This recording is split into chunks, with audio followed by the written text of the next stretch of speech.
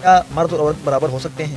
اسلام نے عورت کو جو حقوق دیے ہیں اس پہ عورت مطمئن نہیں ہے یا وہ ہماری سوسائٹی میں پریکٹس نہیں ہو رہے؟ ہم نے جو معاشرہ دیکھا ہے ہمارے معاشرے میں تو یہ ہوتا ہے بھائی کہ اگر شوہر 1 گھنٹہ لیٹ آیا ہوا ہے کہیں سے تو یار بیوی اس کی اچھی خاصی کلاس لے لیتی ہے۔ السلام علیکم ناظرین، آپ دیکھ رہے ہیں کرٹیکل اینالیسٹ شو میں محمد بلال۔ ناظرین، آج ہم بات کریں گے فیمنزم کے اوپر کہ فیمنزم کیا چیز ہے، فیمنزم کی اصل تعریف کیا ہے، اس کا کچھ پس منظر بھی آپ کے سامنے رکھیں گے اور پاکستان میں اس کو کیسے مینوپولیٹ کر کے پیش کیا گیا۔ کیا مرد اور عورت برابر ہو سکتے ہیں؟ اسلام نے عورت کو جو حقوق دیے ہیں اس پہ عورت مطمئن نہیں ہے یا وہ ہماری سوسائٹی میں پریکٹس نہیں ہو رہے؟ پاکستان میں کب سے اس کو بڑھاوا ملا اور کیسے اس کو مینوپولیٹ کر کے پیش کیا گیا؟ ان تمام سوالات کا جواب آپ کو اس ویڈیو میں ملے گا، ہمارے ساتھ بنے رہے گا۔ دوستو، سب سے پہلے فیمنزم ہے کیا چیز؟ فیمنزم یعنی جو وومن ہیں ان کے بیسک رائٹس کے لیے کچھ سوشل پولیٹیکل تحریکیں چلائی گئیں، ان کو آئیڈیالوجیکل بھی آپ کہہ سکتے ہیں، نظریاتی تحریکیں، تو ان کو فیمنزم کہا گیا۔ اس کا سٹارٹ ہوا 1912 میں۔ اس کی 5 ویوز میں اس کو تقسیم کیا گیا ہے۔ سٹارٹ ہوا تھا 1912 میں، اور اس وقت جو امریکہ میں یہ تحریک چلی تھی اور انہوں نے کلیم کیا کہ عورت کو بھی ووٹ دینے کا حق ہونا چاہیے۔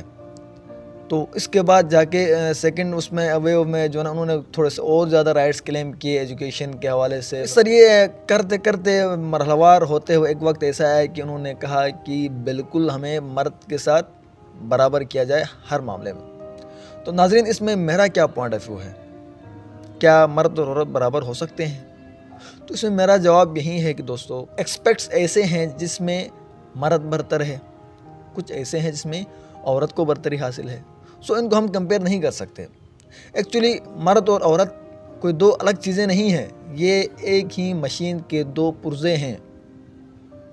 یہاں پہ پاکستان میں اس کو ایسے پیش کیا گیا جس طرح کے گندے سلوگنز اور گرے ہوئے سلوگنز لے کے عورت مارچ پہ پلے کارڈز لے کے وہاں پہ آتی ہیں اور پتہ نہیں وہ کون ہیں۔ ہم نے جو معاشرہ دیکھا ہے ہمارے معاشرے میں تو یہ ہوتا ہے بھائی کہ اگر شوہر 1 گھنٹہ لیٹ آیا ہوا ہے کہیں سے تو یار بیوی اس کی اچھی خاصی کلاس لے لیتی ہے، اور اس کا حق ہے کہ وہ لے، کیونکہ وہ اس کی پراپرٹی ہے بھائی۔ اگر اسی طرح عورت کہیں سے کوئی لیٹ آتی ہے تو بھائی مرد کا بھی بنتا ہے کہ وہ اس کے جو ہے نا کلاس لے صحیح، کیونکہ وہ پراپرٹی ہے اس کی، بلانگ کرتی ہے اس کی طرف۔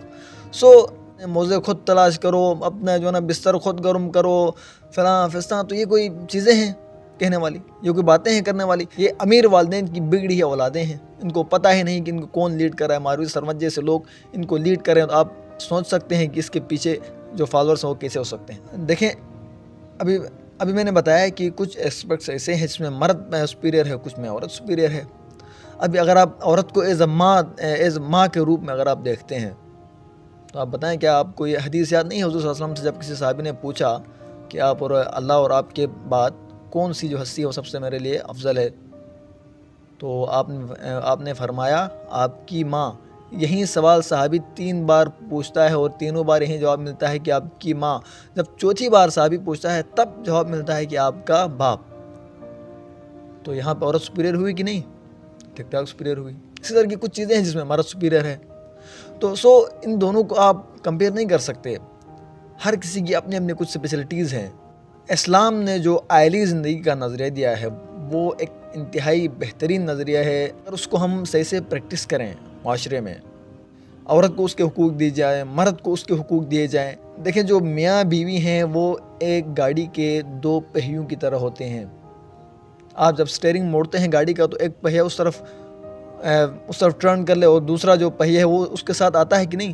جب وہ اس کے ساتھ آتا ہے تبھی جو پوری گاڑی ہے وہ پراپر ٹریک پر چلتی ہے۔ اگر فار ایگزامپل آپ لیٹس ایزیوم کر لیں کہ اگر آپ سٹیئرنگ اس طرف موڑتے ہیں، ایک ٹائر اس طرف مڑ جائے اور دوسرا ٹائر اس طرف چلا جائے تو آپ سمجھ سکتے ہیں کہ کیا ہوگا۔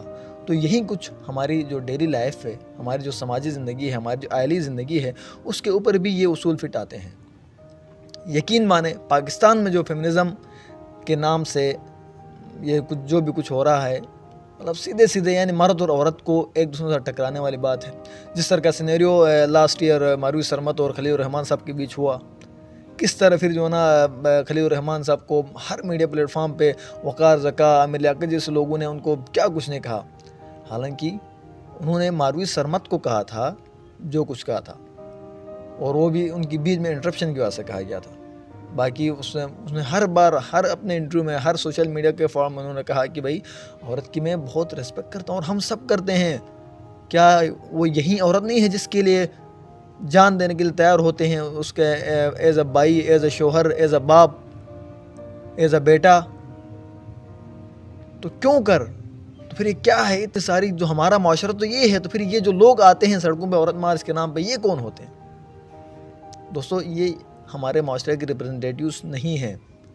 کبھی موقع ملے گا تو آپ لوگوں کو کسی فیمیل کے منہ سے ہی یہ جو نا یہ جتنی جو چیزیں ہیں یہ آپ لوگوں کو انشاءاللہ سامنے لے کے آؤں گا۔ کہنے کا مطلب یہ ہے دوستو کہ یہ جو تحریکیں ہیں یہ آ رہی ہیں یورپ کی طرف سے، سو ان کو اڈاپٹ کرنے کے پیچھے نہ جائیں، کیونکہ یورپ تو جو نا آج اور کل کی بات ہے نا، ہمارا تو ہمیں جو اسلام نے جو کمپلیٹ ایک پرنسپل آف لائف ہے، ایک کمپلیٹ کوڈ آف لائف ہے، وہ ہمیں تو 1400 سال پہلے ملا ہوا ہے۔ تو کیوں پھر ہم وہاں یورپ سے آنے والی نئی نئی جو تحریکیں ہیں ان کا حصہ بنیں اور خواہ مخواہ اپنی جو آئلی زندگی ہے اس کو خراب کریں؟ کیوں نہ ہم اس کو سموتھلی رن کر رہے ہیں جس طرح اسلام نے بتایا ہوا ہے؟ ہاں، تو یہاں پہ ایک سوال یہ تھا کہ کیا اسلام میں جو حقوق ہیں عورت کے لیے، عورت اس پہ راضی نہیں ہے یا مرد اس کو پریکٹس نہیں کرا سوسائٹی میں؟ تو دوستو عورت کو بہت ہی زیادہ حقوق حاصل ہیں اسلام میں، as a wife, as a sister, as a daughter, as a mother, لیکن کم بختی یہ ہے یہاں مرد حضرات کی طرف سے کہ وہ پریکٹس نہیں ہوتے صحیح سے، خصوصاً ایز اے وائف کے روپ میں اس کو کچھ زیادہ ہی ذلیل کیا جاتا ہے۔ کئی لوگ ہوتے ہیں جو اس کو عجیب عجیب القابات